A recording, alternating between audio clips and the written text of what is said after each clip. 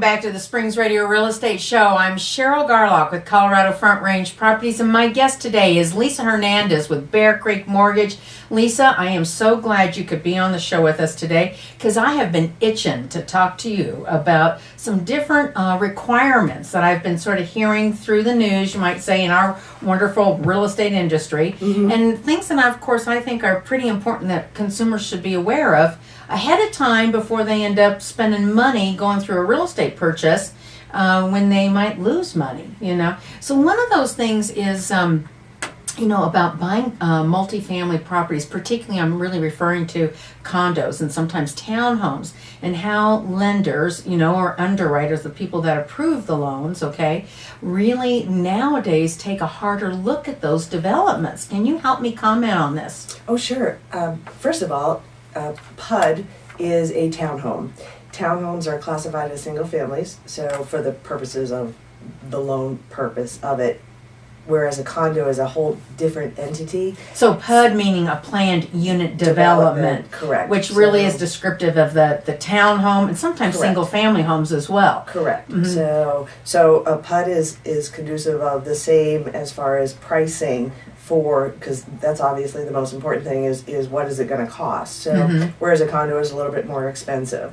So now you mean in pricing in terms of the rate on the loan? The rate on the loan, right? Correct. So everything kind of comes into play on that. So on a PUD, you actually own it. So you own also the land with it. So as far as through the development, you typically have an HOA, but it's not controlled by an HOA. Whereas on a condo, we have to be very careful because there is an HOA and there's certain requirements. So now we have to go through the HOA and confirm that there's called a condo questionnaire, which outlines various topics such as how many units are owner-occupied compared to non-owner occupied. Right. We don't want a property that is super heavily influenced by non-owner occupied. The reason being is because then those people are not going to take as good care of the property. Right. Now this is really important too if you're thinking about buying a condo in particular here and you have this owner-occupied ratio element to deal with. Yes, and a lot of that people, is huge. It is huge. And a lot of times people don't know that is a problem until you sign a contract to buy one, and then you do the home inspection. That costs you $300-400 depending on what you're having done in that home inspection, and then you start paying for the appraisal. That's another $450-ish, give or take. Well, that's why it's so important to start with the lender first. Absolutely. Because the first thing a true professional in our business, when you hear the word condo, is what is the owner occupancy ratio, absolutely, as well as is there any liens or anything against the HOA, because any litigation causes the loan to become what they call non-warrantable. Once you get into a non-warrantable condo, then the whole Fannie Mae, Freddie Mac, the standard mortgages that are out there are now not applicable. So now you have to go to an investor who can only do non-warrantable. You're looking at 60% loan to value or 40% down and a much higher rate, usually an arm. So the whole terms change from being a standard, which is very similar to a single family or a townhome, to all of a sudden very hard. I actually just talked a gal out of this. Yeah, you were saying that. I was saying it because she called me, her friend was wanting to sell it, now I know why, and that was a red flag. Yeah. So that was a huge red flag. And I started asking those questions when she talked about that. She immediately got off the phone, called the HOA, because she's allowed to get that immediately, and called back, and it was something like 80% non-owner occupied. I immediately knew it would not fit your standard Fannie Mae, Freddie Mac guidelines of over, I want to say it's like 51%. It has to be owner occupied. So let's be really clear so our listeners don't get the wrong idea when we're talking about being cautious with HOAs, because you have a lot of single family developments, you have townhome developments. Right, you have to be separate. It's a condo. It's a condo. This is really what we're talking about. And what goes off in my brain here is a little bit about, on the East Coast, let's take Florida for example. They're the land of condos. It's all condos. You know, and I don't know how they're surviving these changes Well, in a lot that of market. a lot of those lenders actually, because they are owner occupied. Yeah. So and Makes again, a it's difference. those ratios, and a lot of those people, Cheryl, bring cash to the table. So Yeah. so it's a little bit different. So Right.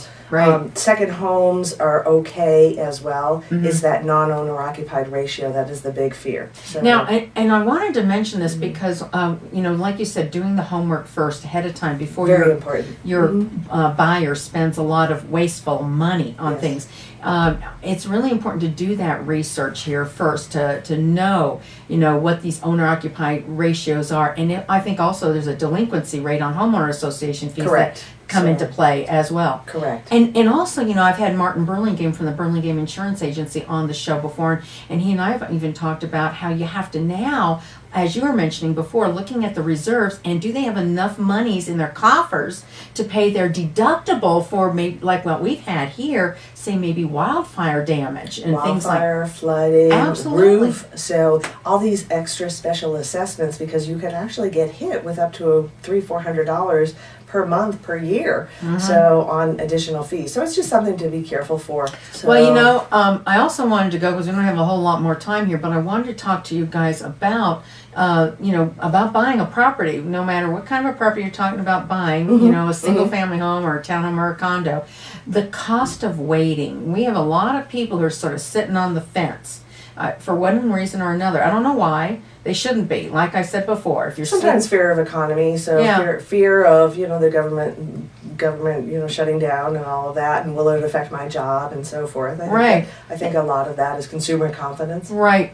But if you have some basis for being fairly confident in things in your own particular economic future, you really don't want to wait because, you know, today I just did some stats here and I found out that October of 2012 to October 13, our prices in our immediate Colorado Springs area that have gone up just in those 2 months alone, comparatively speaking, 3%. But more importantly, since January of 2012 through the end of October, the prices, the sold prices, have averaged up from set to 17%. Isn't that amazing? From So, 204 great to hear. 814 to 247 712. In That Colorado is huge Springs. in Colorado Springs. So, you know, we could talk more about this here, but they really need to get on the bandwagon and buy now while the rates are in these lower fours instead of waiting till the cost of housing goes up and the cost of money goes up, because that can add up as much as $2,000 more a year to their housing expenses. Yes, it does. Well, make a difference. stay tuned for more from the Springs Radio Real Estate Show. We'll be right back. Get your pen and paper ready because we've got a couple of cool properties to share with you.